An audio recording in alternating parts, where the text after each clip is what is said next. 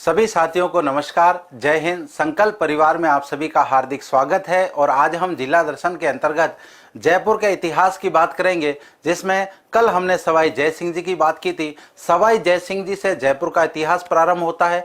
इनसे पहले हम बात करें, दूल्हे राय से लेकर बिशन सिंह जी तक का जो इतिहास है वो आमेर के इतिहास में काउंट होता है, जिसकी हमने पहले से बात कर ली है। सवाई जय सिंह जी की कल हमने बिल्कुल डिटेल से बात कर ली थी। आज हम बात करेंगे सवाई जय सिंह जी के बाद जो शासक बनते हैं, सवाई ईश्वरी सिंह जी से लेकर सवाई मान सिंह जी सेकंड तक। मतलब आज की जो अपनी क्लास है वो जयपुर के इतिहास की अंतिम क्लास होगी। इसके बाद जिला दर्शन की क्लास तो चलेगी, लेकिन इतिहास को लंबा ना खींचते हुए जो इंपॉर्टेंट फैक्ट एग्जाम में बन सकते हैं वहां से हम बात करेंगे। तो जितने भी साथी लाइव आ चुके हैं, एक बार क्लास को लाइक कर दें, अपने मित्रों के साथ क्लास को शेयर कर दें। आज की क्लास को हम प्रारंभ करते हैं। रणथंभौर से प्रणाम, हाड़ौती से प्रणाम, नागौर से प्रणाम, चित्तौड़गढ़ दुर्ग से प्रणाम, सभी को प्रणाम, सभी को राम राम। और आज की क्लास को हम प्रारंभ करते हैं और बीच में बात करते रहेंगे।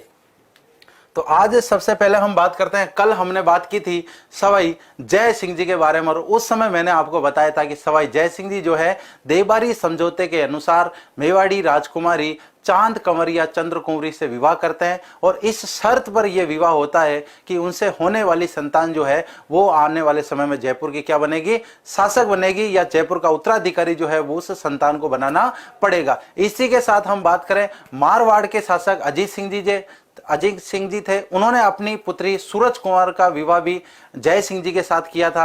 अब यहाँ पर एक डिबेट ये हो गया कि सूरज कंवर से पहले पुत्र का जन्म जो है वो 1725 में होता है और उसका नाम होता है सवाई ईश्वरी सिंह। और जबकि बाद में चांद कंवर से उत्पन्न पुत्र होता है जिसका नाम है सवाई माधो सिंह। माधो सिंह छोटे पुत्र थे, मतलब बाद में पैदा हुए। ईश्वरी सिंह बड़े पुत्र थे। तो ज्येष्ठता के हिसाब से शासक बनना चाहिए था किनको, ईश्वरी सिंह को। लेकिन उस देवबारी समझौते के अनुसार शासक किनको बनना चाहिए था, माधो सिंह जी को बनना चाहिए था। दोनों भाइयों के बीच में शासन को लेकर के उत्तराधिकार की लड़ाई छिड़ जाती है। और इसके अंदर हम बात करते हैं, मोहम्मद शाह रंगीला जो कि उस समय मुगल बादशाह हैं दिल्ली के, वो समर्थन किनका कर देते हैं, वो समर्थन कर देते हैं ईश्वरी सिंह का। वो ईश्वरी सिंह का समर्थन कर देते हैं कि भाई शासक कौन बनेंगे, ईश्वरी सिंह शासक बनेंगे। और इनको समर्थन किनका प्राप्त है, और इनको समर्थन प्राप्त है जोधपुर के शासक का। इसका मतलब हम यहाँ पर ये कह सकते हैं कि इनके तो एक तरीके से चारों तरफ क्या हो गई, बल्ले बल्ले हो गई। मारवाड़ के शासक अभय सिंह जी है, वो इनका सपोर्ट करेंगे, भाई इनके मामा है तो सपोर्ट करेंगे। इसके साथ में हम बात करते हैं कि माधो सिंह जी जो है अब वो यहाँ पर अकेले पड़ जाते हैं। अब वो करे तो करे क्या, वो पहले जाते हैं मेवाड़ के शासक है जगत सिंह जी सेकंड।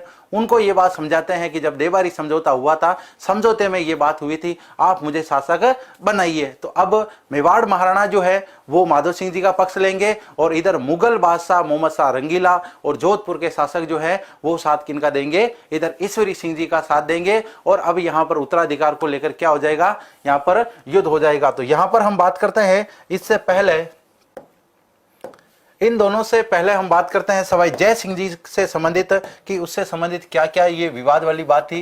तो यहां पर हम बात करते हैं सवाई जय सिंह।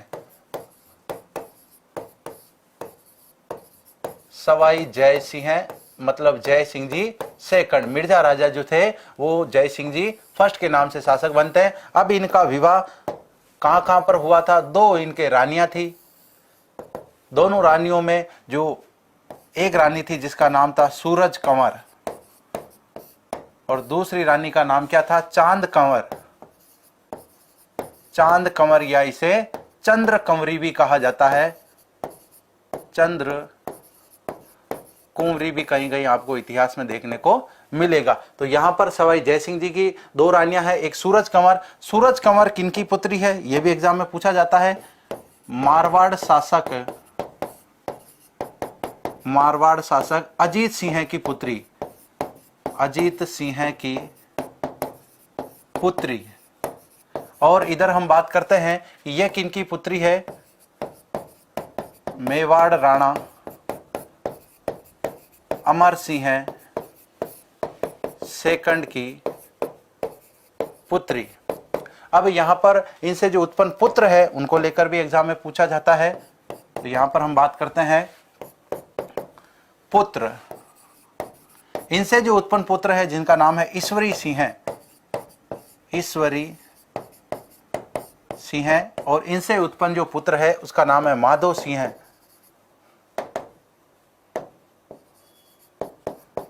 माधो सिंह।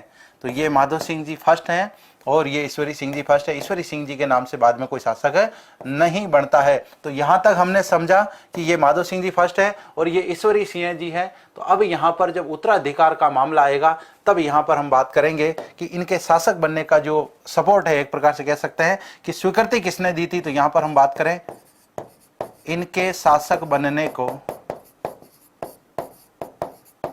को मुगल बादशाह मोहम्मद शाह रंगीला ने स्वीकृति दी। अब यहां पर जब स्वयं मुगल बादशाह जो हैं वो इनको क्या मान रहे हैं, शासक मान रहे हैं। अब यहां पर हम बात करते हैं माधो सिंह जी कहां पर चले जाएंगे। माधो सिंह जी गए मेवाड़ और मेवाड़ के शासक कौन है, महाराणा जगत सिंह सेकंड। जगत सिंह जी सेकंड। अब इनसे क्या लेंगे, ये सहयोग लेंगे और इधर हैं ईश्वरी सिंह जी। अब इनको लेकर क्या हो जाएगा, यहाँ पर विवाद हो जाएगा और यहाँ पर हम बात कर सकते हैं उत्तराधिकारी संघर्ष इनसे संबंधित हो जाएगा। तो यहाँ पर हम कह सकते हैं उत्तराधिकारी संघर्ष।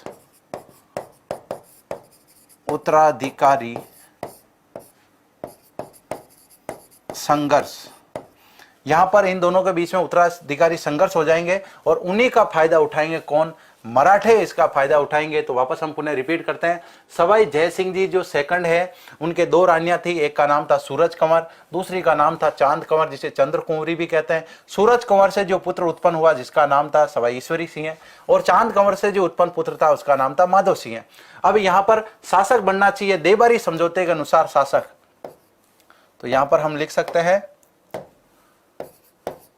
देवबारी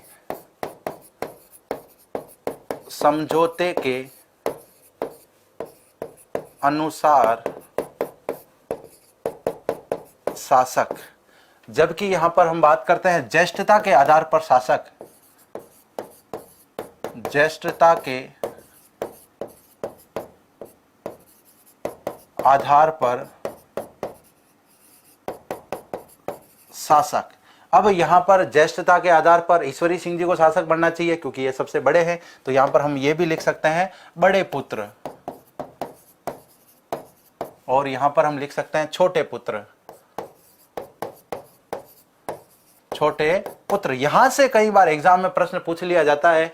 सवाई जय सिंह जी के बाद में जो उत्तराधिकार का संघर्ष होता है, उत्तराधिकार का मामला जो होता है उसको लेकर के प्रश्न पूछ लिया जाता है। सवाई जय सिंह जी के बारे में हमने बात की थी। इनका कार्यकाल जो है 1700 से लेकर 1743 ईस्वी अर्थात 43 वर्ष इन्होंने शासन किया था।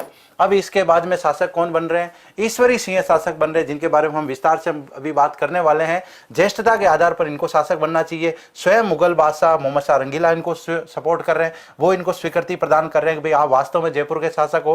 और जबकि यहाँ पर हम बात कर रहे हैं देवबारी समझौते के अनुसार माधो सिंह को शासक बनना चाहिए। माधो सिंह को बनना है। अब राजा जो स्वयं जाएंगे अपने मामा के पास में जगत सिंह जी को जाकर के शिकायत करेंगे कि भाई देवबारी जो समझौता हुआ उसके अनुसार जो है आप मुझे शासक बनाइए। और यहां पर होगा उत्तराधिकारी संघर्ष। उत्तराधिकारी संघर्ष को लेकर के होंगे 2 युद्ध और उसमें कौन सा, पहला युद्ध होगा राजमहल का युद्ध और दूसरा होगा बगरू का युद्ध।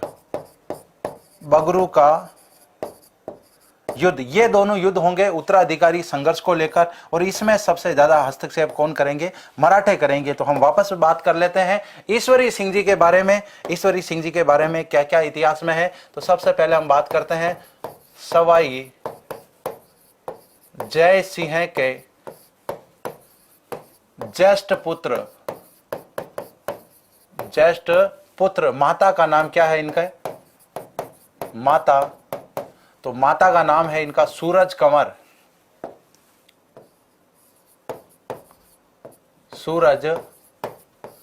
इनकी माता का नाम है। इनको एक विशेष नाम से जाना जाता था, वो क्या नाम है, इनको भोमिया जी कहते थे। भोमिया जी या जागृत शासक या फिर इनको देवता भी कहते थे स्थानीय लोग। इसका भी कारण था कि बाद में अभी हम बात करेंगे इनसे संबंधित है। सवाई ईश्वरी सिंह जी सवाई जय सिंह जी के ज्येष्ठ पुत्र हैं। इनकी माता का नाम सूरज कंवर है। सूरज कंवर मारवाड़ के शासक अजीत सिंह जी की पुत्री है। मतलब इनका ननियाल कहां पर है? मारवाड़ में इनका ननियाल है। और अब यहां पर उत्तराधिकार को लेकर के क्या हो जाएंगे? संघर्ष हो जाएगा उत्तराधिकार को लेकर। और इस संघर्ष को लेकर यहां पर दो युद्ध लड़े जाएंगे। दोनों युद्ध कौन कौन से हैं? तो यहां पर हम लिख सकते हैं उत्तराधिकार युद्ध। उत्तराधिकार को लेकर के दो युद्ध हो जाएंगे। और दोनों युद्ध कौन कौन से होंगे? पहला है राजमहल का युद्ध। राजमहल का युद्ध। और दूसरा युद्ध कौन सा होगा? बगरू का युद्ध। बगरू का युद्ध। दोनों युद्ध कब कब होते हैं? एग्जाम में यह भी प्रश्न बनता है। तो यहां पर युद्धों की हम बात करें, यह युद्ध होगा 1747 को और जबकि यह युद्ध होगा 1748 को। तो ये दो युद्ध यहां पर हो जाते हैं।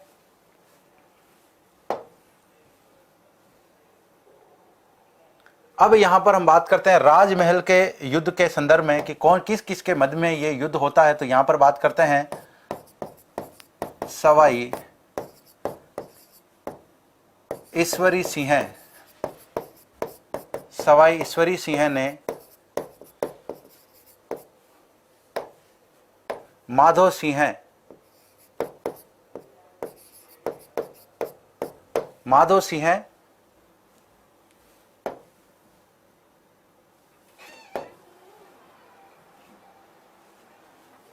सिंह फर्स्ट। और इसके साथ में हम बात करते हैं इनके साथ कौन कौन है। अब यहां पर साथ देने वालों की यहां पर बात करेंगे। इनका साथ देंगे राजा सूरजमल या फिर हम कह सकते हैं सूरजमल। और ये सूरजमल कौन है? ये है भरतपुर के। और यहां पर माधो सिंह जी की तरफ कौन कौन है? कोटा, बूंदी, मारवाड़ और मराठे।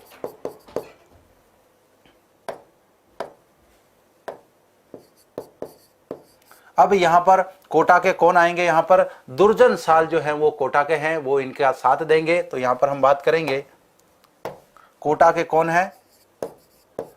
दुर्जन साल। बूंदी के कौन है? यहां पर उम्मेद सिंह। और मारवाड़ के कौन है? अभय सिंह। और मराठों में यदि हम बात करें तो मल्हार राव।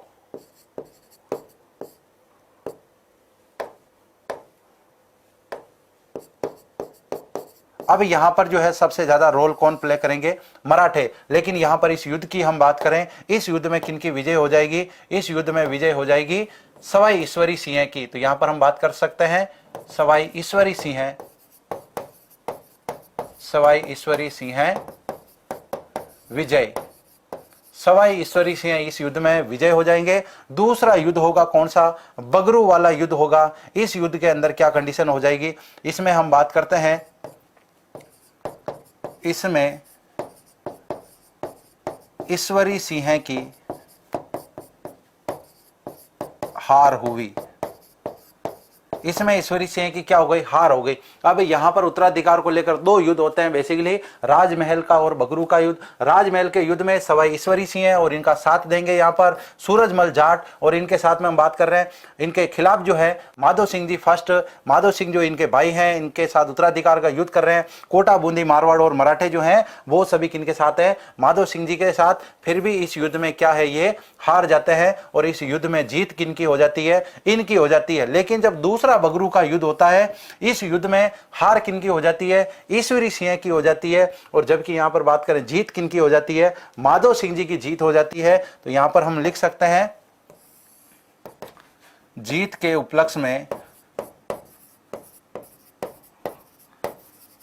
उपलक्ष्य में सरगा सूली बनवाया। सरगा सूली बनवाया, जिसे ईसर लाट के नाम से भी जाना जाता है। हम इसकी पूरी डिटेल से बात करेंगे। और यहां पर हम बात कर रहे हैं इस मुद्दे को लेकर कि यहां पर जब इस बगरू के युद्ध में कौन जीत जाते हैं? माधो सिंह की यहां पर इस युद्ध में विजय हो जाती है। तो यहां पर इसके बाद में एक समझौता होता है। और वो समझौता क्या है? समझौता समझौता ईश्वरी सिंह, ईश्वरी सिंह जयपुर के शासक रहेंगे। जयपुर शासक माधो सिंह है, माधो सिंह है। इनको कहां की जागीर मिलेगी? राजमहल की जागीरी, राजमहल की जागीर इनको दे दी जाएगी। और बूंदी के जो शासक हैं उमेश सिंह जी, वो काफी समय से संघर्ष कर रहे हैं। हमने पढ़ा था दलेल सिंह और उमेश सिंह के बीच में संघर्ष हुआ था शासक बनने को लेकर। उसमें सवाई जय सिंह जी ने सबसे ज्यादा हस्तक्षेप किया था। वो बनाना चाहते थे दलेल सिंह को शासक, जबकि वास्तव में अमर कुंवरी के जो पुत्र थे उमेश सिंह, उनको शासक बनना था। तो उमेश सिंह जी को क्या है, बूंदी का शासक यहाँ पर मान लिया। ये समझौता कहां पर हो जाता है? बगरू के युद्ध के बाद हो जाता है। इस समझौते को करवाने वाले कौन थे? मराठों के कारण ये समझौता होता है। ईश्वरी सिंह इस युद्ध में हार जाते हैं, लेकिन हारने के बाद में माधो सिंह जी को राजमहल की जागीर दे दी जाती है। जागीर देने के साथ ये विवाद समाप्त हो जाता है। मराठों को कुछ धन दे दिया जाता है, मराठे भी धन लेकर के खुश हो जाते हैं। और इनके बाद में क्या मामला है, एक प्रकार से हम कह सकते हैं ये मामला समाप्त हो जाता है। सरगा सूली की यदि हम बात करें, इसे ईसर लाट भी कहा जाता है, ईसर लाट। अब इसके बाद में हम बात कर रहे हैं कि ये युद्ध हो जाता है। इसके बाद में एक युद्ध और होता है जिसका नाम है मानपुर का युद्ध। मानपुर का युद्ध कोई ज्यादा खास इंपोर्टेंट नहीं है, इन दोनों भाइयों के बीच में ये युद्ध नहीं होता है। ये युद्ध यदि हम बात करें भाइयों के बीच में, जब उत्तराधिकार को युद्ध होते हैं, दो युद्ध यहाँ पर होते हैं। उसके बाद में ऐसा कहा जाता है कि यहाँ पर इनके एक सेनापति थे मराठों के, केशव दास, उनको यहाँ पर नियुक्त किया था जयपुर में। यहाँ की गतिविधियों का हमें पता चलता रहे। वहां पर हम बात करें कि केशव दास की जो है वो हत्या हो जाती है। उस हत्या का पता जब मराठों को चलता है, मल्हारराव होलकर को चलता है, महाजी सिंधिया को चलता है, तो वो यहाँ पर एक प्रकार से कह सकते हैं पेशवा बालाजी राव, और ये जो है वहां पर एक बहुत बड़ी मराठों की सेना लेकर के जयपुर को चारों ओर से घेर लेते हैं। और इस सूचना का पता जब चलता है ईश्वरी सिंह को कि मराठों ने चारों तरफ से घेर लिया है, यहाँ पर ईश्वरी सिंह मराठों को समझाने के लिए अपने दो दूत भेजते हैं, कुछ उनको हरजाना भी भेजते हैं, लेकिन मराठे नहीं मानते हैं, जयपुर को चारों ओर से घेर लेते हैं। ईश्वरी सिंह इस घटना से दुखी होकर के ईसर लाट जो उन्होंने खुद बनवाई थी, उस ईसर लाट के ऊपर चढ़ जाते हैं। और वो 7 मंजिला इमारत है, वहां पर अपनी 3 रानियों के साथ और एक पासवान के साथ वहां से नीचे कूद जाते हैं। और कूद करके एक प्रकार से कह सकते हैं हम आत्महत्या कर लेते हैं। तो जयपुर के एकमात्र या प्रथम शासक हैं जिन्होंने क्या कर ली, मराठों से परेशान होकर के आत्महत्या कर ली। तो यहां पर हम लिख सकते हैं कि मराठों से परेशान होकर के, मराठों से परेशान होकर के ईश्वरी सिंह ने सरगासूली से कूदकर, सरगासूली से कूदकर आत्महत्या कर ली, आत्महत्या की।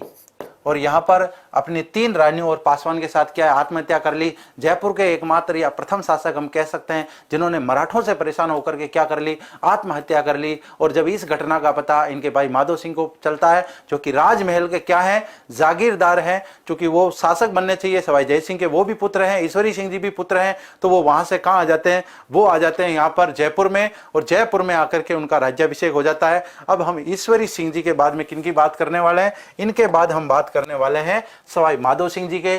सवाई माधो सिंह जी जय सिंह जी के पुत्र थे, जबकि इनकी माता का क्या नाम था, चांद कंवर या चंद्र कुंवरी इनकी माता का नाम था। मेवाड़ में इनका ननिहाल था। तो इनसे संबंधित हम बात करते हैं। तो यहां पर हम बात करते हैं इनके पिता का नाम, पिता सवाई जय सिंह है, सवाई जय सिंह है। सेकंड इनको हम कह सकते हैं माता का नाम, माता का नाम है चांद कंवर, या जिनको चंद्र कंवरी भी कहते हैं। अब यहाँ पर माधो सिंह जी जो है क्या है, शासक बन जाते हैं। 1750 में जैसे ईश्वरी सिंह जी की मृत्यु होती है, उनके बाद में इनका शासनकाल प्रारंभ हो जाता है। अब यहाँ पर दिक्कत क्या हो जाती है, मराठों के साथ इनके बढ़िया संबंध थे। मराठों के साथ जब इनके बढ़िया संबंध थे और जब ये सब जयपुर के शासक बन जाते हैं, मराठों को ये लगता है कि एक प्रकार से जयपुर जो है वो हमारे क्या है, हमारे पूर्वजों की जागीर है, जयपुर में आकर के मराठे उत्पात मचाते हैं, जनता से लूटपाट करते हैं और यहाँ पर जो कि माधो सिंह जी शासक बन चुके हैं, इनके बारे में भला बुरा जनता को कह करके जनता को भड़काने का प्रयास करते हैं। लेकिन जनता समझदार थी, उधर ईश्वरी सिंह जी की मृत्यु के दुख को जनता झेल नहीं पा रही थी और इधर से मराठे उत्पात मचा रहे हैं, जयपुर में एक प्रकार से हम कह सकते हैं कि धमाल बट्टी कर रहे हैं। तो इस प्रकार की घटना को देखकर जनता उग्र हो जाती है और मराठों के ऊपर आक्रमण कर देती है और वहां पर मराठों का एक प्रकार से कह सकते हैं जयपुर नगर में कत्लेआम हो जाता है। जनता स्वयं ही चारों तरफ जयपुर के जो दरवाजे थे उनको बंद कर देती है, टूट पड़ती है, जिनके पास में जो भी हथियार मिलता है, लाठी भाला कुल्हाड़ी पत्थर वगैरह, और उनसे बरसात हो जाती है मराठों के ऊपर। 2000 मराठे यहाँ पर मृत्यु को प्राप्त हो जाते हैं। तो यहाँ पर हम बात कर सकते हैं इनके समय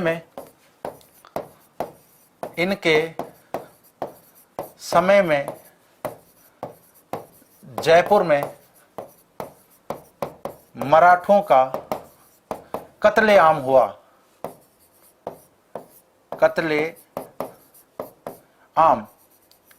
कत्लेआम हुआ। अब जब इस कत्लेआम की सूचना जो है वो किनके पास जाती है, मराठों के पास में जाती है। मराठों ने सोचा कि यार सवाई माधो सिंह जी तो अपने बढ़िया मित्र हैं, हमने तो इनका साथ दिया है इनको शासक बनाने में, लेकिन मराठों को वास्तव में ये पता नहीं था कि यहाँ पर जयपुर में क्या घटना हुई है। तो यहाँ पर हम लिख सकते हैं कि इस घटना में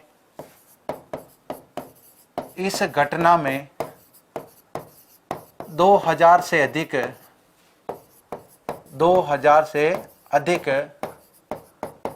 मराठे मारे गए। 2000 से अधिक मराठे जो हैं वो इस घटना में मारे जाते हैं मराठों के, और इनके बीच में संघर्ष भी होगा। अब इसके बाद ही हम बात करें कि रणथंभौर की जो जागीर थी मुगल बादशाह के द्वारा इनको दी गई थी, लेकिन वहां पर दुर्जन साल जो है कोटा के वो अपना आधिपत्य जमाते हैं कि भाई रणथंभौर जो है वो हमारी जागीर है। रणथंभौर की जागीर को लेकर इनके बीच में विवाद होता है और एक प्रसिद्ध युद्ध होता है, जिस प्रसिद्ध युद्ध का नाम क्या है, बंटवाड़ा का युद्ध। बंटवाड़ा का युद्ध। और ये बंटवाड़ा का युद्ध कब होता है, ये युद्ध होता है 1761 में। किन किन के बीच में होता है, तो यहां पर हम बात करते हैं कि बंटवाड़ा का युद्ध, यहां पर तो है सवाई माधो सिंह जी, सवाई माधो सिंह वर्सेज कौन है इधर, शत्रु साल। और ये कहां के शासक हैं, कोटा के। ये स्वयं युद्ध करने के लिए नहीं आते हैं, इनके सेनापति यहां पर युद्ध करने के लिए आते हैं, सेनापति, और जिसका नाम क्या है, फेमस नाम है जाला जालिम सिंह। जाला जालिम सिंह के बारे में ऐसा कहा जाता है कि कभी कोई युद्ध नहीं हारे, और इन्होंने बाद में झालावाड़ जो है उसको अलग रियासत बनाने की एक मुहिम जो है वो छेड़ दी थी। वो इनके फौजदार हुआ करते थे, शत्रु साल के मुख्य सेनापति हुआ करते थे, जिनका अपना अपने आप में कोटा में दबदबा हुआ करता था। उनकी ही सारी बातें जो है वो शासन में शामिल की जाती थी। शत्रु साल के और उनके बीच में भी कई बार विवाद हो जाता है इस शासन को लेकर के, चूंकि दबंग व्यक्ति थे, सेनापति थे, सेना पर अपना वर्चस्व था, और जिनके हाथ में सेना होती है कहीं ना कहीं शासन में उनका हस्तक्षेप होता है। तो यहाँ पर माधो सिंह जी की हम बात कर रहे हैं। माधो सिंह जी के समय क्या घटना घटी, तो इनके समय एक तो कत्लेआम हो गया मराठों का, दूसरा बंटवाड़ा का जो युद्ध है वो इनके समय में होता है। और यहाँ पर हम बात करते हैं कौन जीते और कौन हारे, तो यहाँ पर विजय और इनकी क्या हो जाती है, हार हो जाती है यहाँ पर, और इनकी क्या हो जाती है, इनकी हो जाती है जीत। और इसी के साथ में ये युद्ध का कारण क्या है, ये भी एग्जाम में एक बार पूछा गया है कि बंटवाड़ा के युद्ध का क्या कारण था, माधो सिंह जी के और इनके बीच में ऐसा क्या झगड़ा हो गया कि यहाँ पर पहले तो जब उत्तराधिकार के युद्ध हो रहे हैं, बगरू का युद्ध, और उधर हम बात करें कि राजमहल का युद्ध, उसमें शत्रु साल स्वयं शासक हैं और इनका साथ दे रहे हैं। तो यहाँ पर हम बात कर सकते हैं कारण रणथंभौर दुर्ग को लेकर, रणथंभौर दुर्ग का मामला, ऐसा लिख सकते हैं हम, रणथंभौर दुर्ग का ये मामला था, और इस मामले को लेकर क्या घटना घट जाती है, इनके बीच में ये युद्ध हो जाता है।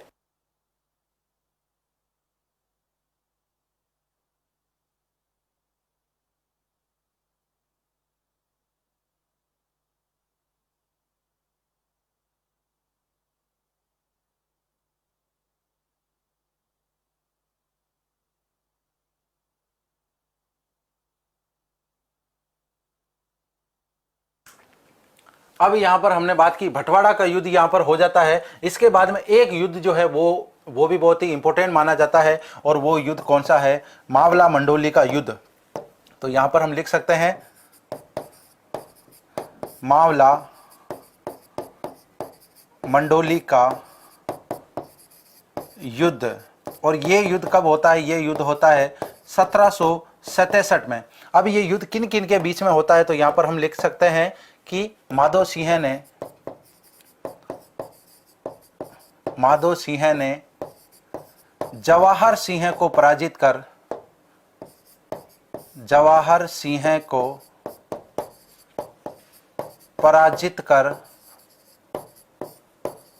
कामा पर अधिकार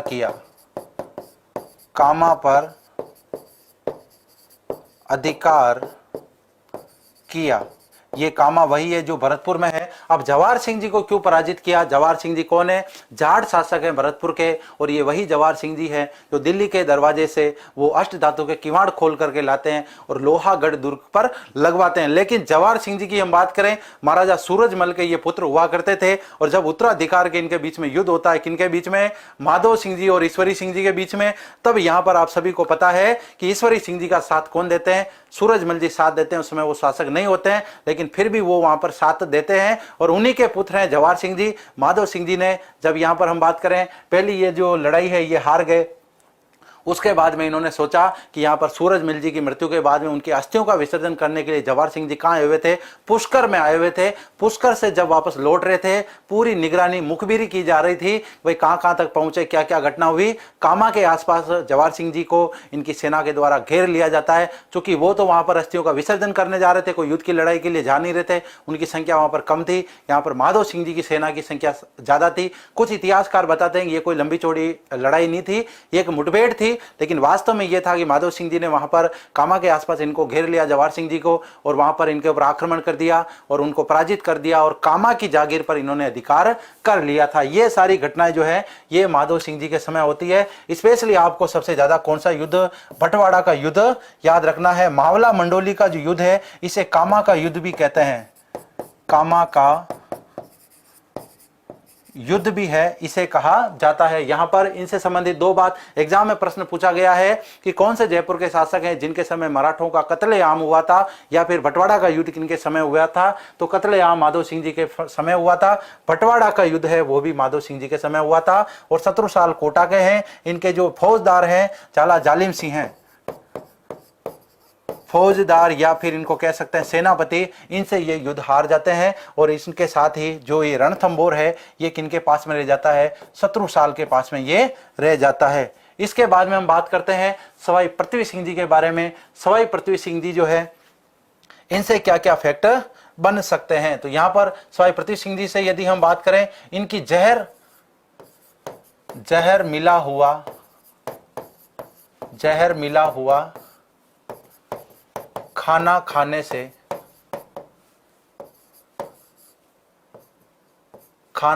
से इनकी मृत्यु हुई। इससे यह साबित होता है कि ये क्या थे? कमजोर शासक थे। एक कमजोर शासक, एक कामचोर नहीं थे, ये कमजोर शासक थे।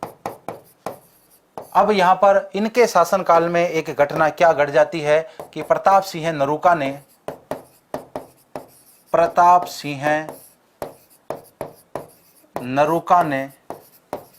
इनके समय अलवर की जागीर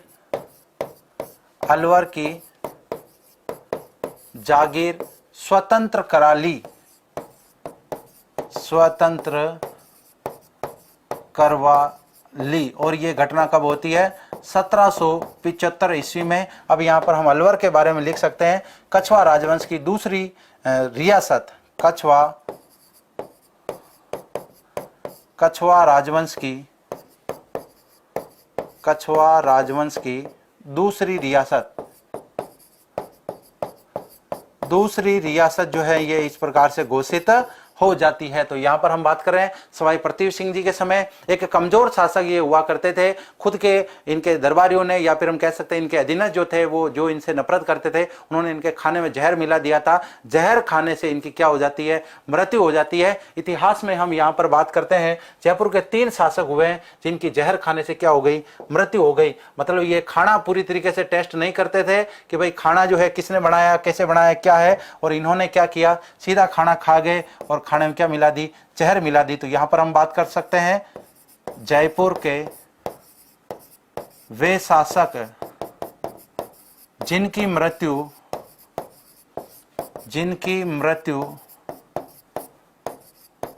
जहर मिला हुआ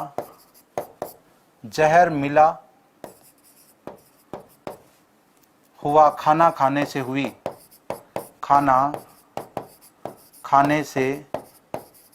इससे बढ़िया तो आगे हम बात करेंगे। एक नेक्स्ट माधव सिंह जी आएंगे, इतने बढ़िया खाने पीने के शौकीन, मजे के साथ में रहते हैं। स्पेशली रसोई रख रखे हैं, कभी भी भूख लग जाती थी रात को भी उठ के खाना खा लेते थे। अभी हम उनकी बात करेंगे। स्पेशली सबसे पहले रसोइयों को खाना खिलाएंगे, अपने 10 आदमियों को खाना खिला के टेस्ट करेंगे खाने में कोई गड़बड़ तो नहीं है। जब उन्होंने खाना खा लिया घंटे भर देखेंगे, हाँ भाई खाना खाने के बाद उनको कोई जहर असर नहीं किया, इसका मतलब मैं खाना खा सकता हूँ, खाने में कोई जहर नहीं है। और खाना खाने के बाद में अगर उनके साथ कोई घटना घट गई तो वहां पर फिर माधव सिंह जी जो बाकी के लोग थे उनकी खैरत मना, एक तरीके से वो खैरत ही मानते थे कि भाई अब माधव सिंह जी को गुस्सा आएगा। लेकिन उनके समय में ऐसी कोई घटना नहीं हुई। उनके पिता पृथ्वी सिंह जी थे, उनकी जब जहर खाने से मृत्यु हो जाती है तो वो अपने आप ही क्या हो जाते हैं, सचेत हो जाते हैं। तो यहां पर हम बात कर सकते हैं कि सवाई पृथ्वी सिंह जी जो है इनकी जहर खाने से मृत्यु हुई थी। मतलब ऐसे जहर इन्होंने नहीं खाया था, इनके अधीनस्थों ने इनको खाने में जहर मिला के दे दिया था।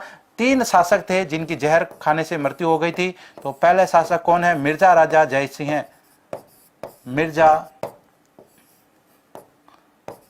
राजा जय सिंह है, जिन्हें जय सिंह जी फर्स्ट के नाम से जानते हैं। दूसरा है सवाई प्रताप सिंह है, सवाई पृथ्वी सिंह है, दूसरा है पृथ्वी सिंह है, और तीसरा आएंगे सवाई जगत सिंह है, सवाई जगत सिंह है सेकंड। इनकी भी जहर मिला हुआ खाना खाने से मृत्यु हो जाती है। सवाई प्रताप सिंह जी कोई लंबे चौड़े शासक नहीं है। इनके समय में कहते हैं एक कमजोर शासक थे, खजाना लुटवा दिया। काला इतिहास जयपुर का इनके समय से प्रारंभ हो जाता है। प्रताप सिंह नरूका जो कि इन्हीं के सामंत हुआ करते थे, इन्हीं के वंशज हैं, इन्हीं के परिवार के हैं। इन्होंने अलवर की जागीर को क्या करवा लिया, स्वतंत्र करवा करके कछवा राजवंश की दूसरी रियासत स्थापित कर दी। अब तक कछवा राजवंश की जो रियासत थी वो केवल जयपुर थी। इन्हीं के वंशज जो थे वो राजधानी दौसा, रामगढ़, उसके बाद आमेर और उसके बाद जयपुर ट्रांसफर करते हुए आ रहे थे। लेकिन यहां पर प्रताप सिंह नरूका ने क्या किया, अलवर में अलग से जागीर स्थापित की। 1775 में की थी। एग्जाम में प्रश्न पूछा जाता है प्रताप सिंह नरूका का संबंध किससे है। इनका संबंध नरूका शाखा से है, लेकिन है ये कौन, कछवा ही है। और इनकी मृत्यु किससे होती है, जहर खाने से मृत्यु होती है। जहर खाकर मरने वाले जो शासक थे जयपुर के वो कितने हैं, मतलब 3 शासक जो थे जिनकी मृत्यु जो है वो एक प्रकार से हम कह सकते हैं कि खाने में मिला हुआ जहर खाने से मृत्यु हो जाती है। यही जो घटना है ये हम जब मौर्य साम्राज्य पढ़ते हैं तब उसमें चंद्रगुप्त मौर्य जो है उनके बारे में ऐसा कहा जाता है कि चाणक्य को यह पता था उस समय योद्धा को मारने के 2-3 तरीके थे। या तो सबसे आसान तरीका था खाने में जहर मिला के उनको खिला दो, और उसके बाद में दूसरा था विश्वासघात करके जब वो सो रहे हैं तब उनको मार दो। ऐसी बहुत सारी वहां पर दशाएं थी। लेकिन सबसे जो सरल तरीका था जिसे कभी पता भी नहीं चल पाता था कि इस व्यक्ति की मृत्यु कैसे हुई, उस समय हम बात करें चंद्रगुप्त मौर्य जो है उनको भी आशंका थी वहां पर चाणक्य को कि चंद्रगुप्त मौर्य को इस प्रकार से कोई मार सकता है। तो वो कहते हैं कि वो थोड़ा थोड़ा जहर मिला के डेली खाना उनको खिलाते थे। उनको जहर खाने की इतनी आदत हो गई थी कि यदि उनको कोई हैवी डोज भी जहर का दे दे तो भी उनकी मृत्यु होना इम्पॉसिबल थी। लेकिन एक बार ऐसी घटना हो जाती है कि खुद चाणक्य कहीं बाहर गए हुए होते हैं, चंद्रगुप्त मौर्य के साथ में उनकी पत्नी जो है, उनकी रानी जो है वो जिद कर लेती है मैं आपके साथ खाना खाऊंगी। और खुद चंद्रगुप्त मौर्य को भी नहीं पता था कि मेरे खाने में जहर मिला हुआ है, और वो खाना खा लेती है जिसमें जहर मिला हुआ होता है, क्योंकि वो स्वयं गर्भवती होती है। और खाना खाते ही एक बाइट खाने के बाद में क्या उनका शारीरिक और मानसिक संतुलन बिगड़ जाता है, उनकी तबीयत बिगड़ जाती है। और जब इस बात का संदेशा चंद्रगुप्त मौर्य उनको भिजवाते हैं चाणक्य को कि क्या था ऐसा खाने में, क्या गड़बड़ हो गई, तब वो कहते हैं कि अब इनको बचाना मुश्किल है। और उसी के बाद में ऐसा कहा जाता है कि उनका पेट चीर करके बाद में उनके पुत्र को बाहर निकाला गया, जिसका नाम आगे चल करके बिंदुसार पड़ता है। और वहीं पर जब बिंदुसार बड़ा होता है तो चाणक्य के जो दुश्मन थे वो उनको भड़का देते हैं कि तुम्हारी माँ को मारने में इनका हाथ था, और तब वो उनको वहां से राज्य निकाला देते हैं। तब चाणक्य एक बात कहते हैं कि हमेशा घोड़े के पीछे और राजा के आगे कभी नहीं चलना चाहिए, कभी भी लात पड़ सकती है और हम वहां से विदा हो सकते हैं। तो ये सारी घटनाएं जो हैं वो इन्हीं से संबंधित है। इतिहास में ये भी बातें पूछी जाती है कि कौन कौन शासक थे जिनकी मृत्यु इस प्रकार से हो जाती है। इसके बाद में हम बात करते हैं सवाई प्रताप सिंह जी के बारे में। अभी काला इतिहास की हम बात कर रहे थे, जयपुर का काला इतिहास जो है वो किनके समय प्रारंभ हो जाता है? सवाई पृथ्वी सिंह जी के समय प्रारंभ हो जाता है। सवाई प्रताप सिंह जी की हम बात करें, इतिहास में बहुत सारे इन्होंने युद्ध भी लड़े, लेकिन युद्धों के लिए इनको नहीं जाना जाता है, इनको साहित्य की दृष्टि से जाना जाता है, इनको इतिहास में दूसरे कारणों से जाना जाता है। तो यहां पर हम बात करते हैं सवाई प्रताप सिंह जी जो है पृथ्वी सिंह जी के पुत्र हैं, पृथ्वी सिंह के पुत्र, पृथ्वी सिंह के ये पुत्र हैं। और यहां पर हम बात करते हैं कि सवाई प्रताप सिंह जी के जयपुर के एक प्रसिद्ध शासक रहे, लेकिन इनके समय में हम बात करें कला के क्षेत्र में सबसे ज्यादा योगदान रहता है।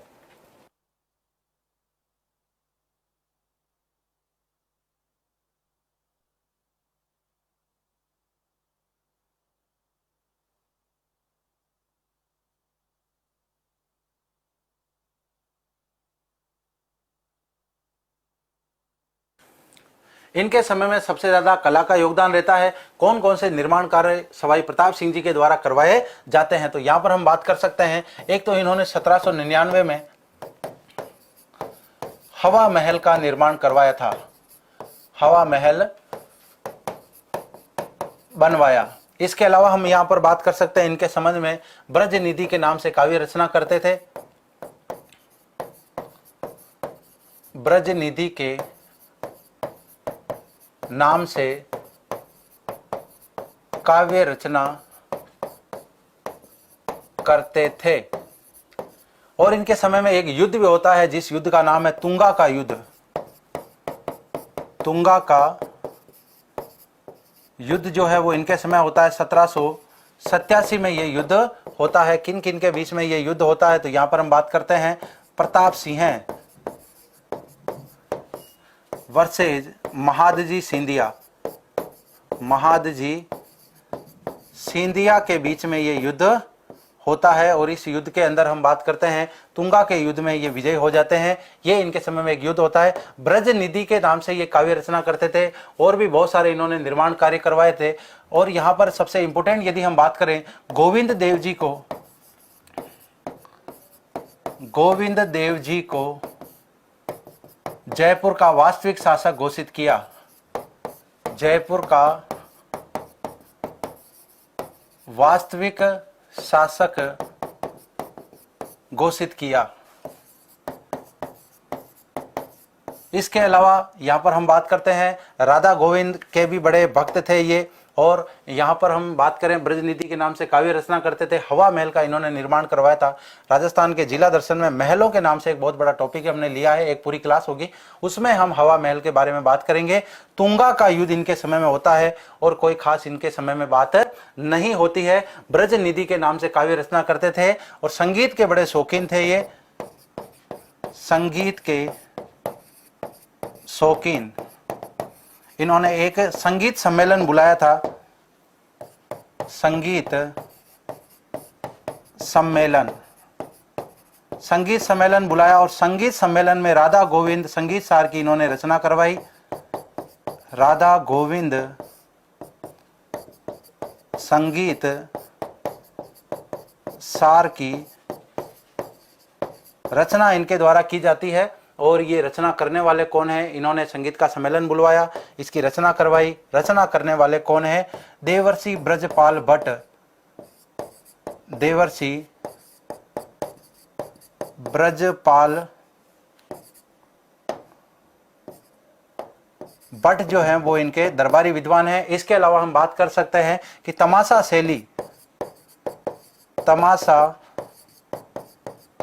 शैली का आगमन जो है वो इनके समय में होता है। तमाशा महाराष्ट्र का प्रसिद्ध है। तमाशे के बारे में पहले बात कर चुके हैं कि यहाँ पर इनके गुणीजन खाना के कलाकार भाग लेते थे। गंधर्व बाईसी इनके दरबार में क्या है, एक विद्वानों की क्या रहती थी, टोली रहती थी या मंडली रहती थी। तो यहां पर हम बात करते हैं कि इनके दरबार में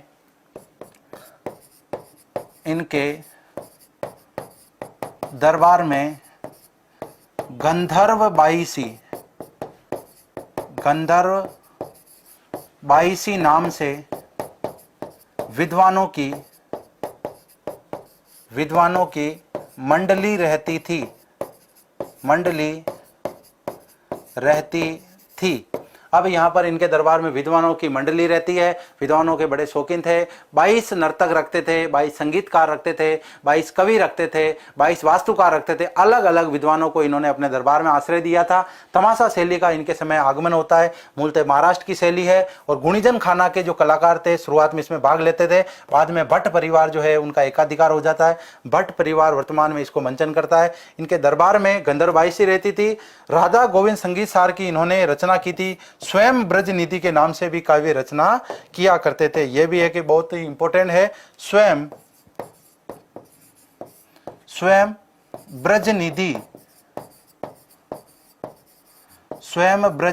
के नाम से काव्य रचना करते थे। तो ये सारी बातें जो है हमने सवाई प्रताप सिंह जी के बारे में पढ़ी। अब इनके बाद हम बात करते हैं सवाई जगत सिंह जी के बारे में कि भाई सवाई जगत सिंह जी जो है इतिहास में उनका क्या योगदान रहता है। तो जगत सिंह जी की यहाँ पर हम बात करते हैं। जयपुर का इनको बदनाम शासक कहा जाता है। जयपुर का बदनाम शासक। अब बदनाम शासक क्यों कह रहे हैं जयपुर का? तो इनकी एक पासवान थी, पासवान, जिसका नाम क्या था? रसकपुर। रसकपुर को आधा राज्य दे दिया। आधा राज्य दे दिया। आधा राज्य दे दिया। इनके पास मतलब जो सामंत थे वो नाराज हो गए इनसे। बाद में इसको क्या किया गया? बंदी बनाया गया। बंदी बनाकर कहां पर रखा गया? नाहरगढ़ दुर्ग में रखा गया। नाहरगढ़ दुर्ग में इनको रखा जाता है। तो यहां पर हम बात कर रहे हैं कि रसकपुर जो है इनके सबसे ऊपर ज्यादा प्रभाव रहता है। ये इनके इतने प्रभाव में आ जाते हैं कि अपना आधा साम्राज्य जो है वो इनको दे देते हैं। और यहां पर हम बात करें जगत सिंह जी जो है, इन्हीं कारणों से इनको जयपुर का बदनाम शासक कहा जाता है। काला इतिहास यहां पर प्रारंभ हो चुका है। धन आधा लुटा देते हैं। जयपुर का खजाना इनके समय ऐसा कहा जाता है पूरी तरीके से खाली हो जाता है। तो यहां पर जगत सिंह जी की बात की अभी हमने, और अभी हमने बात की थी इनके संबंध में जहर मिला हुआ खाना खाने से इनकी मृत्यु हो जाती है। जहर मिला हुआ खाना खाने से मृत्यु। अब ये भी इतने लापरवाह शासक थे कि इनके खाने में क्या है? जहर मिला दिया गया और उसके सेवन से इनकी मृत्यु हो गई। इनको इस बात का पता ही नहीं चला कि खाने में क्या है? जहर है। तो 3 शासकों की भी हमने बात की थी, जिसमें हमने बात की थी मिर्जा राजा जय सिंह, पृथ्वी सिंह, और ये है यहाँ पर जगत सिंह जी सेकंड, जिनका जहर मिला हुआ खाना खाने से मृत्यु हो जाती है। एग्जाम में प्रश्न आ जाता है जयपुर का बदनाम शासक किनको कहा जाता है। इसके अलावा रसक कपूर जो है वो किनकी पासवान थी? तो जगत सिंह जी सेकंड की वो पासवान थी। नेक्स्ट हम बात करते हैं सवाई जय सिंह जी थर्ड के बारे में। सवाई जय सिंह जी थर्ड के बारे में कोई इतना खास इतिहास नहीं है। केवल 1818 से हम बात करते हैं। 1835 तक इनका क्या रहता है? शासनकाल रहता है। यहाँ पर जगत सिंह जी के समय हम बात कर सकते हैं कि अंग्रेजों से संधि करने वाले शासक थे। अंग्रेजों से संधि की, और संधि कब होती है? 1818 में ये संधि हो जाती है। तो इनके समय में कोई ज्यादा खास बात नहीं है। अब यहाँ पर जो है सवाई राम सिंह जी जो है जयपुर के इतिहास में सबसे ज्यादा इंपॉर्टेंट शासक हैं। अब तक जयपुर का जो हम काला इतिहास पढ़ रहे थे वो यहाँ पर लगभग कह सकते हैं इनके समय में आकर समाप्त हो जाता है। इनके समय में वापस जयपुर का जो समय है वो स्वर्ण काल कहलाता है। क्यों कहलाता है? उसके कारण है। तो यहाँ पर हम राम सिंह जी के बारे में बात करते हैं। राम सिंह जी जो है वो अवयस्क शासक बनते हैं, या फिर हम कह सकते हैं कि कम आयु में शासक बने। कम आयु में शासक बने। तो अब इनके संरक्षक कौन है? इसको भी लेकर एग्जाम में प्रश्न आ जाता है। इनके संरक्षक कौन है? तो इनके संरक्षक हैं major John Ludlow, major John Ludlow जो है वो क्या है, इनके संरक्षक हैं। और कब तक शासन व्यवस्था संभालेंगे मेजर जॉन लुडलो, तो यहां पर हम बात कर सकते हैं 1843 ईस्वी तक शासन संभाला। उसके बाद में स्वयं राम सिंह जी जो है वो शासक बन जाते हैं। शासक बनते ही पहला एक्शन क्या लेते हैं, 1844 ईस्वी में सती प्रथा पर रोक लगाई। सती प्रथा पर रोक लगाई, क्योंकि इनका बचपन जो है वो अंग्रेजों के साथ में बीतता है। अंग्रेज जो बात कहते थे वो ये बात मानते थे और इन्हीं के ऊपर अंग्रेजों का सबसे ज्यादा प्रभाव भी माना जाता है। 1857 की क्रांति के ये शासक थे। तो यहां पर हम बात कर सकते हैं 1857 की क्रांति के समय ये शासक थे, अंग्रेजों का साथ दिया था। अंग्रेजों ने इनको एक उपाधि दी थी, उसकी हम बात करते हैं उपाधि। और वो उपाधि कौन सी थी, सितार ए हिंद। सितार ए हिंद की इनको उपाधि दे दी। और इसी के साथ क्या दिया इनको, कोटपुतली की जागीर दी। कोटपुतली की जागीर जो है वो इनको दी जाती है। और इनके अलावा हम बात करते हैं कि 1870 में इनके समय में लॉर्ड मेयो का जयपुर में आगमन होता है। लॉर्ड मेयो का जयपुर में आगमन। और इसके अलावा हम बात करते हैं प्रिंस अल्बर्ट भी इनके समय में आते हैं, जिनके लिए ये अल्बर्ट हॉल का निर्माण करवाते हैं। तो यहां पर हम बात करते हैं प्रिंस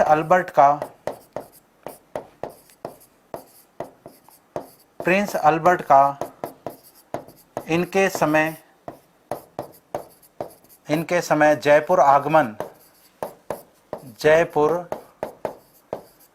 होता है। कब होता है, तो 1876 के आसपास प्रिंस अल्बर्ट का आगमन होता है। और इसकी याद में हम बात करते हैं कि इन्होंने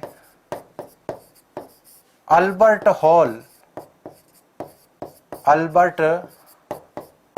हॉल या जिसे अब म्यूजियम भी कहते हैं, अल्बर्ट हॉल म्यूजियम का शिलान्यास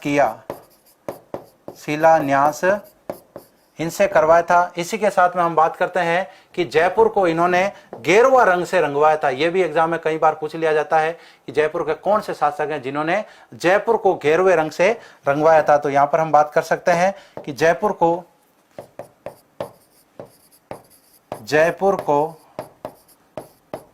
गेरुए रंग से रंगवाया। जो अभी भी हम जयपुर में जैसे जाते हैं उनकी दीवारें जो है वो एक तरीके से गेरुए रंग से रंगी हुई है, लेकिन उनको पिंक सिटी का जो नाम है वो कौन दे देते हैं, ये भी एग्जाम में एक इंपॉर्टेंट फैक्ट है। तो यहां पर हम बात करते हैं कि जयपुर को सर्वप्रथम पिंक सिटी, जयपुर को सर्वप्रथम pink city Stanley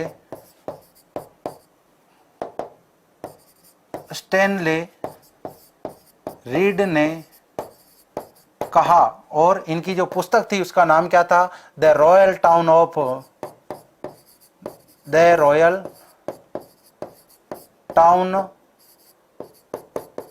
of India.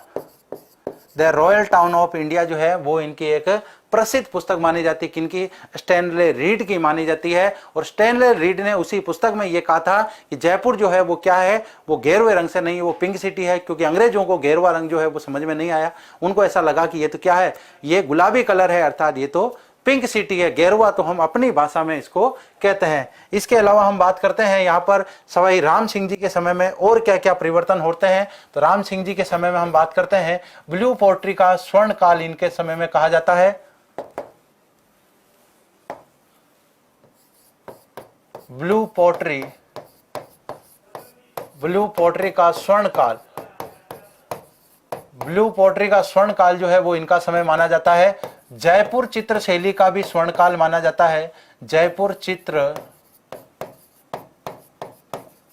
शैली का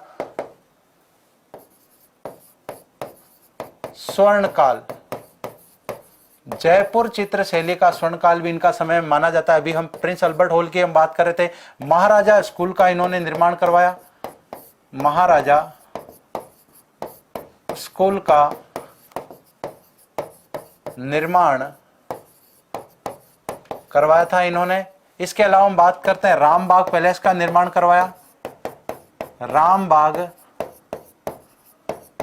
पैलेस का निर्माण जो है वो इनके समय में होता है। इसके अलावा इन्होंने एक मदरसा ए हुनरी का भी निर्माण करवाया था, मदरसा ए हुनरी। ये एक चित्रकला से संबंधित संस्थान था जिसका अभी वर्तमान में नाम क्या है, राजस्थान स्कूल ऑफ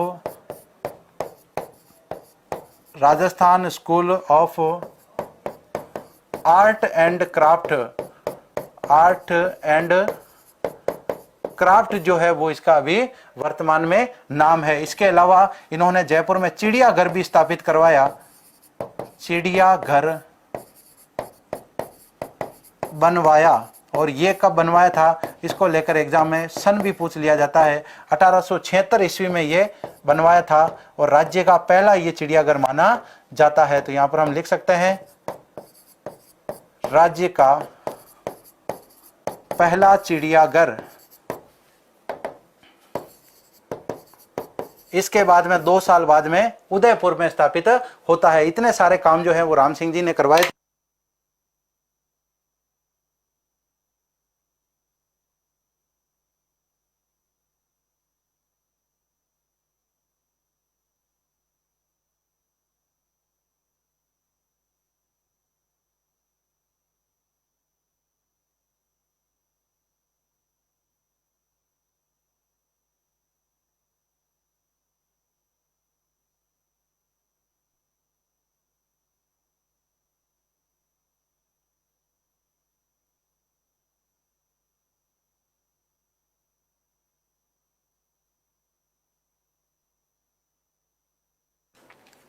तो हम बात कर रहे थे राम सिंह जी के बारे में कि इन्होंने क्या क्या निर्माण करवाया। ब्लू पोट्री का स्वर्णकाल इनका समय कहा जाता है, जयपुर चित्रशैली का स्वर्णकाल इनके समय कहा जाता है, महाराजा स्कूल का इन्होंने निर्माण करवाया, रामबाग पैलेस का इन्होंने निर्माण करवाया, मदरसा ए हुनरी का इन्होंने निर्माण करवाया, चिड़ियाघर भी इन्होंने बनवाया था जयपुर में, जो कि राजस्थान का प्रथम चिड़ियाघर माना जाता है। इसके अलावा हम बात कर सकते हैं इनके समय में कि संस्कृत साहित्य का स्वर्णकाल इनका समय कहा जाता है, संस्कृत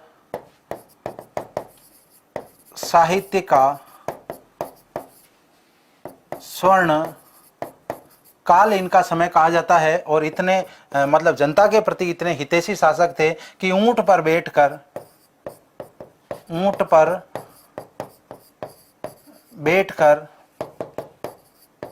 जनता की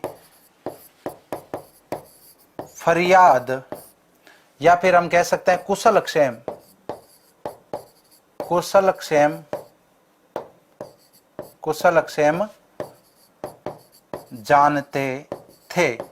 ऐसे थे कौन, राम सिंह जी, जिनके बारे में अभी हम इतनी देर बात कर रहे थे। राम सिंह जी बड़े ही इंपॉर्टेंट शासक हैं जयपुर के इतिहास में। और यहाँ पर हम इससे पहले बात कर रहे थे जयपुर के काले इतिहास के बारे में। अब यहाँ पर इनका जो समय है वो जयपुर के लिए एक प्रकार से स्वर्ण युग हो जाता है। बिल्कुल सभी साथी क्लास को लाइक भी करें और शेयर करना ना भूलें। तमन्ना जी बानू कह रहे हैं कि सभी साथी क्लास को शेयर करें, बिल्कुल सही बात है। तो जयपुर के इतिहास में यहां तक अभी इतनी जानकारी जो है वो हमने किसके संबंध में ली, राम सिंह जी के संबंध में ली। अब हम बात करते हैं सवाई माधो सिंह जी के बारे में। सवाई माधो सिंह जी के बारे में इतिहास में क्या क्या जानकारी मिलती है। सवाई माधो सिंह जी के बारे में यदि हम बात करें तो ये एक बड़े ही प्रकृति प्रेमी शासक थे, धर्मनिरपेक्ष शासक थे। और इन्होंने हिंदू विश्वविद्यालय जो है, बनारस हिंदू विश्वविद्यालय, बनारस हिंदू विश्वविद्यालय में 5 लाख का दान दिया। 5 लाख का इन्होंने क्या है, हिंदू जो बनारस विश्वविद्यालय है उसके लिए इन्होंने दान दिया था।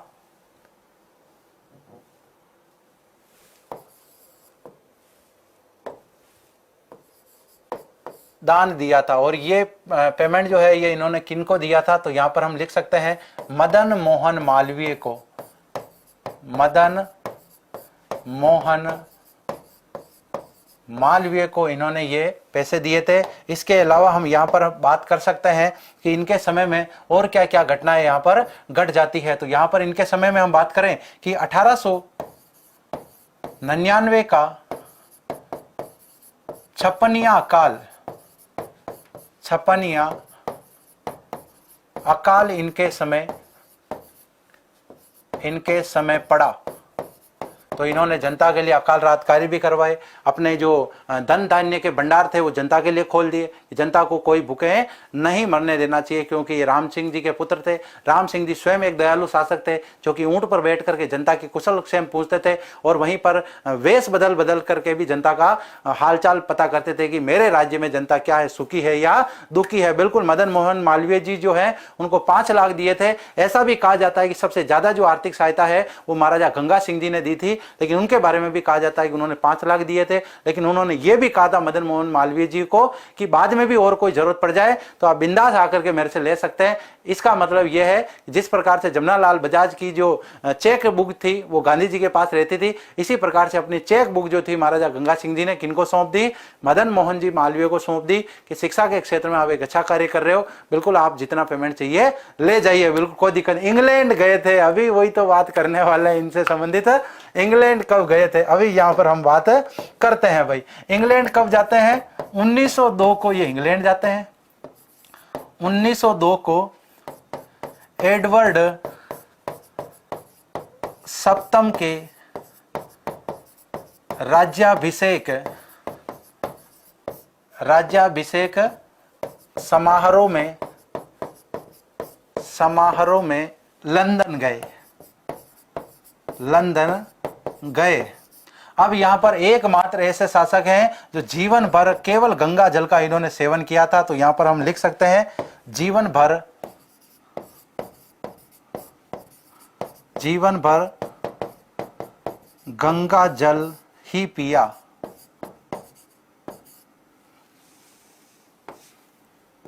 दूसरा पानी नहीं पीते थे। इनको बिस्लेरी है जो पसंद नहीं आती थी, अंग्रेज इनको पानी पिलाते थे, पसंद नहीं आता था। और इतने अंग्रेजों के प्रति इतने कट्टर शासक थे कि जब भी कभी कोई अंग्रेज इनसे हाथ मिला लेता था तो उनके सामने तो हाथ मिला लेते थे, बाद में सैनिटाइजर रखते थे जेब में, हाथों को पीछे करके यूं गंगा जल से हाथ धो लेते थे। अंग्रेजों को पता चल गया है कि बिल्कुल ये सैनिटाइज करते थे। मतलब आज जो कोरोना के समय सैनिटाइजर की जो बात चल रही है, माधव सिंह जी इतने बड़े मतलब कह सकते हैं कि भविष्य वक्ता थे कि उनको उस समय भी पता चल गया था कि हाथों को क्या है सैनिटाइज करना चाहिए, हाथ जोड़ करके नमस्कार करना चाहिए, किसी से हाथ मिला करके नमस्कार नहीं करना चाहिए। बिल्कुल पानी साथ में लेकर के गए थे। अभी आप सभी साथी वो भी कमेंट करें कौन से जहाज को किराए लेकर के ये इंग्लैंड गए थे। तो यहां पर हम बात कर सकते हैं कि अपने साथ में इंग्लैंड में गए तो यहां पर पहले तो राधा स्वामी या फिर इनको कृष्ण भी कह सकते हैं, राधा स्वामी या कृष्ण की पालकी साथ में लेकर के गए थे। पालकी साथ लेकर गए और ऐसा कहा जाता है कि जब ये वहां पर उतरे तब वहां पर आगे आगे राधा गोविंद जी की पालकी चल रही थी, उसके पीछे पीछे ये चल रहे थे। और वहां पर लंदन में कहां पर ठहरे थे? तो यहां पर एग्जाम में ये भी प्रश्न पूछा जा सकता है, मोरे लॉज में ठहरे। वहां पर खाने पीने का जो राशन था वो सभी अपने साथ में लेकर के गए थे। बिल्कुल 2 बड़े पात्र लेकर के गए थे और उनका नाम क्या है? तो यहां पर हम लिख सकते हैं 2 बड़े पात्र, या फिर हम इनको जार भी कह सकते हैं। और उनका वेट कितना था? 345 केजी जो है उनके अंदर पानी आ जाता था। और ये दोनों जो बड़े जार हैं ये किसके बने हुए थे? चांदी के बने हुए थे। इनके समय में चांदी के जो सिक्के चलते थे उनको गलाए गए और उनके बाद में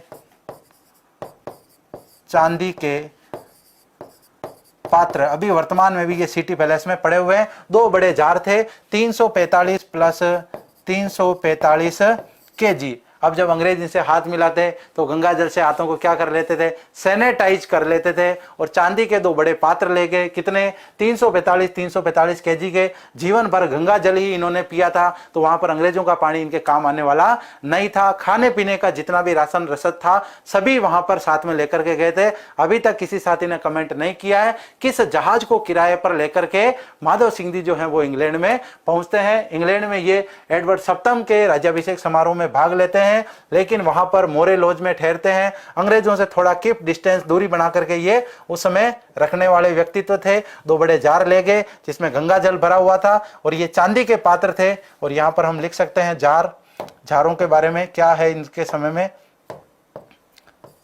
गंगा जल से भरे हुए, और इनको जयपुर का बब्बर शेर भी कहा जाता था। बब्बर शेर शासक भी इनको कहा जाता था। जयपुर के बब्बर शेर शासक, बब्बर शेर शासक ये थे। तो यहां पर कौन सा जहाज लेकर के गए थे? हाँ बिल्कुल, मैं वेट कर रहा हूं आप सभी साथियों के कि क्या आप उस जहाज के बारे में भी जानते हो कि कौन सा किराया लिया, भविष्य में हमें भी जाना पड़ जाए वो का वही जहाज चाहिए जो माधव सिंह जी लेकर के जाते हैं। इसके अलावा इनके निर्माण कार्यों में कई बार एग्जाम में पूछा जाता है, निर्माण कार्य जो है वो इनके क्या क्या है। तो यहां पर हम लिख सकते हैं इन्होंने एक तो बनाया था मुबारक महल व नाहरगढ़ दुर्ग में एक जैसे 9 महल बनवाए। तो नाहरगढ़ दुर्ग में जो एक जैसे 9 महल है इन्होंने अपनी 9 प्रियसी पासवानों के लिए बनाए थे। बिल्कुल, वहां पर जो जहाज था उस जहाज का नाम अभी तक आप में से किसी साथियों ने नहीं दिया है, तो मैं वहां पर बता देता हूं कि कौन सा जहाज लेकर के गए थे, जहाज कौन सा किराए पर लेकर के गए थे। तो यहां पर हम बात करते हैं ओलंपिया जहाज।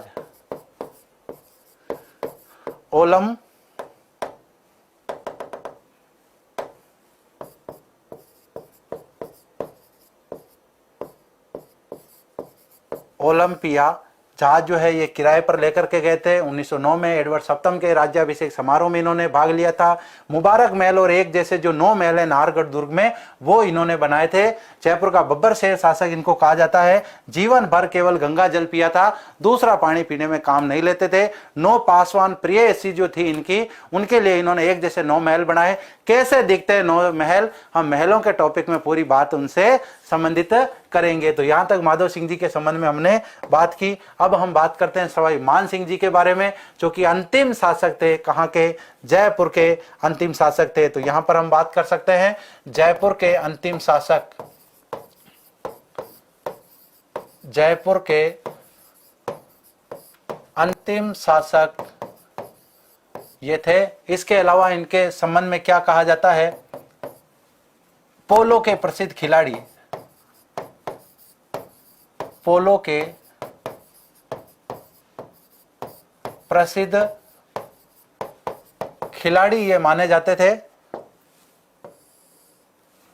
1957 में जो पोलो विश्व कप हुआ था इसमें भी इन्होंने भाग लिया था। 1957 में हुए पोलो विश्व कप, पोलो विश्व कप में भाग लिया। और यहां पर हम बात करते हैं कि आजादी के बाद में राजस्थान के एकमात्र राज प्रमुख बनाए गए।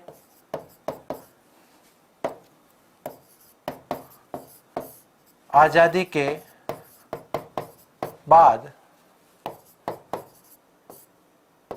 राजस्थान के एकमात्र राज प्रमुख बनाए गए। बाद में स्पेन के राजदूत भी बनाए गए। स्पेन के राजदूत भी रहे। 1962 में इनको राज्यसभा सदस्य भी बनाया गया था। 1962 में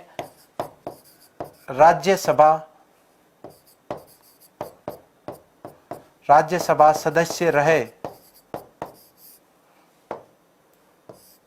राज्यसभा सदस्य भी रहते हैं। और ये स्पेन में राजदूत कब बनते हैं?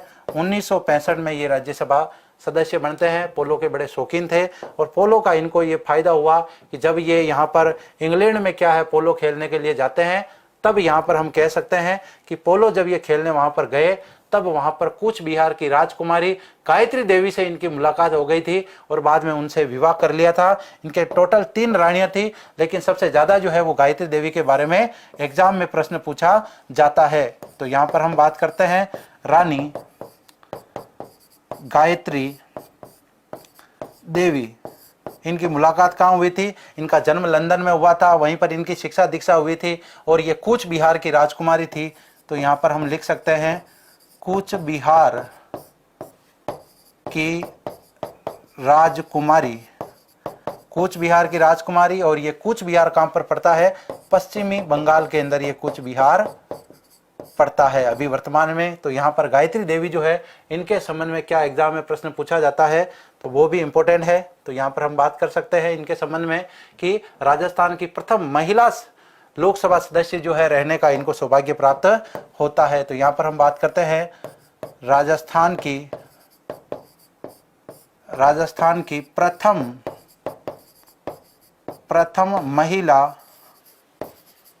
महिला लोकसभा सदस्य जो है वो ये रहती है। और कब रहती है? तो 1962 में। और इनकी पार्टी कौन सी थी? तो पार्टी कौन सी थी? स्वतंत्र पार्टी से ये सांसद रहती है। बाद में 3 बार टोटल ये सांसद रहती है, 1962, 67 और 69, 3 बार ये लोकसभा सदस्य रहती है। तो यहाँ तक हमने बात की राजा मान सिंह जी के बारे में। और यदि हम गायत्री देवी जी की यदि हम बात करें तो इनके निवास के लिए इन्होंने एक महल का निर्माण करवाया था। एग्जाम की दृष्टि से वो महल क्या है? इंपॉर्टेंट है। तो यहाँ पर हम यहीं पर लिखेंगे इनके साथ ही इस महल के बारे में कि महल से संबंधित क्या एग्जाम में प्रश्न पूछा जा सकता है। तो यहाँ पर हम लिखते हैं इनके लिए तख्तेशाही